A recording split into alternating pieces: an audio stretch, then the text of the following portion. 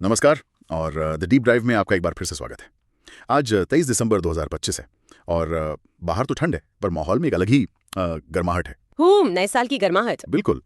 Social media देखिए, office में बात करिए, हर जगह बस एक ही चर्चा है, इस साल तो ये करना है। 2026 मेरी जिंदगी का सबसे अच्छा साल होगा। हाँ वही, एक तरह का मतलब सामूहिक आशावाद है जो वैसे बहुत अच्छा लगता है। बिल्कुल लगता है। तो इसी माहौल को देखते हुए हमारे पास आज कुछ बहुत दिलचस्प स्रोत आए हैं। ये सब व्यक्तिगत बदलाव और आत्म सुधार पर ही केंद्रित हैं और इन्हें पढ़कर जो सवाल मन में उठता है वो ये है कि क्या 1 जनवरी की सुबह सच में कोई जादुई सुबह होती है? क्या कैलेंडर का एक पन्ना पलटने से हम सच में एक नए इंसान बन जाते हैं, या ये बस एक साइकोलॉजिकल ट्रिक है जिसमें हम हर साल फंस जाते हैं? बहुत दिलचस्प सवाल है। तो चलिए इन्हीं स्रोतों की मदद से इस पूरी पहेली को सुलझाने की कोशिश करते हैं। तो पहला स्रोत वो एक ऐसी भावना को पकड़ता है जिससे हम सब शायद वाकिफ हैं। ये कहता है, नया साल हर बार आता है, सपने हर बार बड़े होते हैं, लेकिन अगर आदतें नहीं बदली तो साल बदल जाएगा, जिंदगी नहीं। ये लाइन सुनकर थोड़ी निराशा होती है ना? होती है। ऐसा लगता है जैसे किसी ने नए साल वाले गुब्बारे में पिन चुभो दी हो। बिल्कुल। पर इसमें एक बहुत दिलचस्प मनोवैज्ञानिक पहलू है। वॉटन स्कूल के शोधकर्ता इसे फ्रेश स्टार्ट इफेक्ट कहते हैं। अच्छा, फ्रेश स्टार्ट इफेक्ट। जी, हमारा दिमाग क्या करता है कि वो नए साल, जन्मदिन या सोमवार को भी एक मानसिक रीसेट बटन की तरह देखता है। मतलब पुराना खाता बंद, नई शुरुआत। बिल्कुल, और ये हमें बहुत शक्तिशाली मोटिवेशन देता है।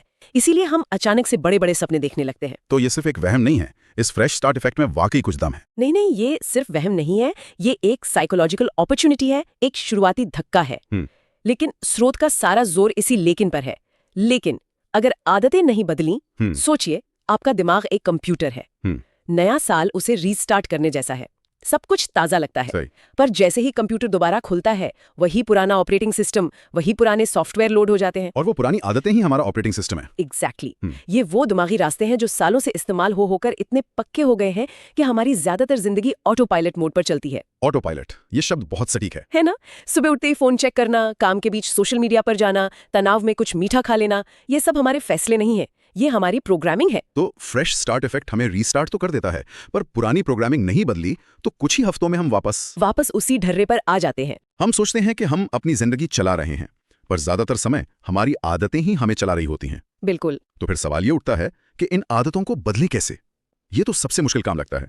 शायद इसीलिए हमारा दूसरा स्रोत बहुत सीधी, थोड़ी कठोर बात कहता है। कौन सा? नया साल नहीं बदलेगा जिंदगी जब तक तुम खुद नहीं बदलोगे। मतलब सारी जिम्मेदारी हम पर। हाँ, और ये जिम्मेदारी ही तो बदलाव की पहली सीढ़ी है। पर यहाँ एक और स्रोत है जो हमें इसका रास्ता दिखाता है।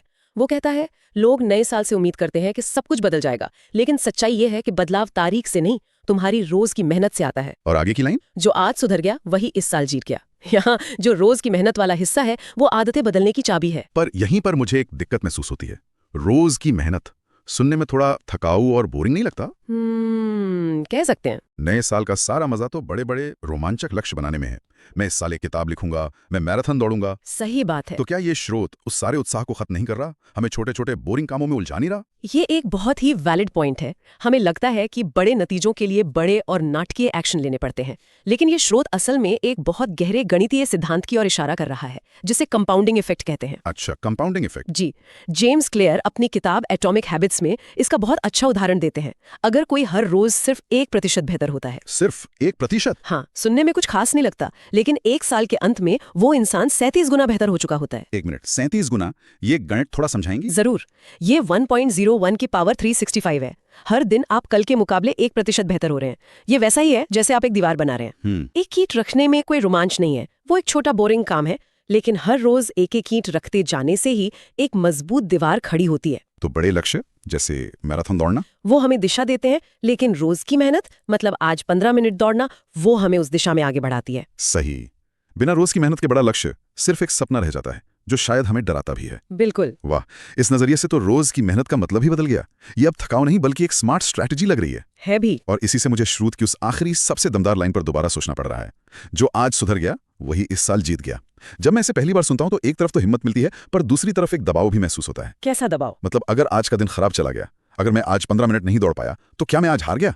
ये तो बहुत थका देने वाला हो सकता है। ये सवाल बहुत जरूरी है क्योंकि ये हमारी जीत की परिभाषा से जुड़ा है। आमतौर पर हम जीत को एक अंतिम परिणाम के रूप में देखते हैं। मैराथन पूरा करना, किताब का छपना, वजन कम होना, ये आउटकम बेस्ड सोच है। लेकिन ये स्रोत हमें प्रोसेस बेस्ड सोच की ओर ले जा रहा है। ये कह रहा है कि जीत साल के अंत में मिलने वाली ट्रॉफी नहीं है। तो फिर जीत क्या है? जीत हर उस दिन में है जब आपने कोशिश की। अगर आपका लक्ष्य 15 मिनट दौड़ना था और आप सिर्फ 5 मिनट दौड़ पाए, तो आप हारे नहीं, आप जीते, क्योंकि आप घर पर बैठे नहीं रहे, आपने एक्शन लिया। अच्छा। जीत उस छोटे से सुधार में है, उस कोशिश में है। ये सोच परफेक्शन के दबाव को हटाकर प्रोग्रेस पर ध्यान केंद्रित करती है। तो मेरा मुकाबला किसी और से नहीं बल्कि मेरे कल के मैं से है। बिल्कुल, अगर आप कल से 0.1% भी बेहतर हैं, तो आज का दिन एक जीत है। तो ये जीत का मतलब ही बदल देता है। ये सफलता को भविष्य से खींचकर वर्तमान में ले आता है। एग्जैक्टली। और यहीं पर मनोविज्ञान का एक और बड़ा सिद्धांत लागू होता है, लोकस ऑफ कंट्रोल का सिद्धांत। Locus of control? जी, इसका सरल मतलब है कि आप अपनी जिंदगी की घटनाओं का जिम्मेदार किसे मानते हैं। कुछ लोग मानते हैं कि उनकी जिंदगी किस्मत, हालात या दूसरे लोगों पर निर्भर है। वो अपनी गाड़ी में पैसेंजर सीट पर बैठे होते हैं। उनका एक्सटर्नल लोकस ऑफ कंट्रोल होता है। सही। और कुछ लोग मानते हैं कि वे अपने फैसलों और मेहनत से अपनी जिंदगी खुद बनाते हैं। वे ड्राइवर सीट पर होते हैं। ये है इंटरनल लोकस ऑफ कंट्रोल। ये तो बहुत दिलचस्प है। और ये सारे स्रोत हमें यही तो कह रहे हैं, नए साल का इंतजार करना, ये सोचना कि कोई तारीख हमारी जिंदगी बदल देगी, ये पैसेंजर वाली मानसिकता है। मतलब एक्सटर्नल लोकस ऑफ कंट्रोल। जी, लेकिन ये कहना कि बदलाव मेरी रोज की मेहनत से आएगा और जो आज सुधर गया वही जीत गया, ये ड्राइवर सीट पर आकर स्टीयरिंग व्हील अपने हाथ में लेना है। बिल्कुल, ये इंटरनल लोकस ऑफ कंट्रोल है। और जब कोई इंसान ये मानसिक बदलाव कर लेता है तो उसे 1 जनवरी का इंतजार नहीं करना पड़ता। उसके लिए तो हर दिन, हर पल एक नई शुरुआत का मौका होता है। सही पकड़ा। तो अगर हम इस पूरी चर्चा को एक साथ पिरोएं तो तस्वीर काफी साफ हो जाती है। हम नए साल की तरफ फ्रेश स्टार्ट इफेक्ट की वजह से एक उम्मीद और ऊर्जा के साथ बढ़ते हैं, जो अच्छी बात है। पर वो सिर्फ एक शुरुआती स्पार्क है। हाँ, असली गाड़ी हमारी आदतों के ऑटो पायलट सिस्टम पर चलती है। और इस सिस्टम को बदलने का तरीका बड़े डरावने लक्ष्य नहीं, बल्कि रोज की मेहनत का कंपाउंडिंग इफेक्ट है, जहां हर रोज 1% बेहतर होना हमें साल के अंत तक कहीं और ही पहुंचा देता है। और सबसे बड़ी बात, सफलता की परिभाषा को बदलना। हाँ, कि सफलता साल के अंत में मिलने वाला कोई मेडल नहीं, बल्कि आज की गई एक छोटी सी कोशिश है। यही सोच हमें पैसेंजर सीट से उठाकर ड्राइवर सीट पर बिठा देती है, जहां हम अपनी जिंदगी का नियंत्रण बाहरी तारीखों को नहीं, बल्कि अपने आज के फैसलों को देते हैं। बिल्कुल। तो इन स्रोतों का अंतिम संदेश यही है कि असली बदलाव कैलेंडर में नहीं, हमारे कैरेक्टर में, हमारी रोज की कोशिशों में छपा है। साल तो बदल ही जाएगा, वो तो तय है। सवाल यह है कि क्या हम भी बदलेंगे? और इसी विचार पर मैं श्रोताओं के लिए एक अंतिम सवाल छोड़ना चाहती हूँ। जरूर। हम जानते हैं कि लगभग 80% नए साल के संकल्प फरवरी आते आते दम तोड़ देते हैं, शायद इसलिए क्योंकि वे बहुत बड़े होते हैं और फ्रेश स्टार्ट इफेक्ट की ऊर्जा खत्म हो जाती है। तो अगर असली जीत आज सुधरने में है, तो 1 जनवरी का इंतजार ही क्यों?